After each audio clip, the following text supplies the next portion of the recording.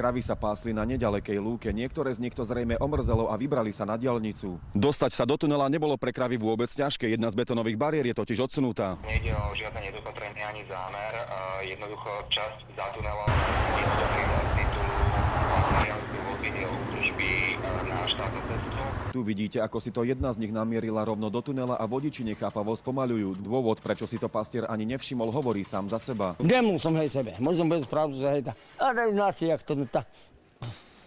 Pace hlavičku, si ruku pod hlavu, no a sa uzriem niece. Bo to ide jak diablo, bo to je to tu suličikého diabla. Pracovníci tunela zobrali, čo bolo po ruke a aj s hasičmi začali kravu vyháňať. A tu sa pozrite na vodiča, ktorý vystúpil z auta, aby sa pozrel, prečo sa tvorí kolóna. Tunel sme ich vyháňali pomocou aut, aj taktiež pracovníci, ktorí boli z Národnej diaľničnej, boli vonku, no a rukami, lopatami sa tieto kravy dostali vonku z tunela. Pastier priznal, že kravy mu neušli prvýkrát a že ide o krývajúce zviera. Toto boli bambuchy, som chramejú. Tedy noha neboli, aj mne tiež boli koleno.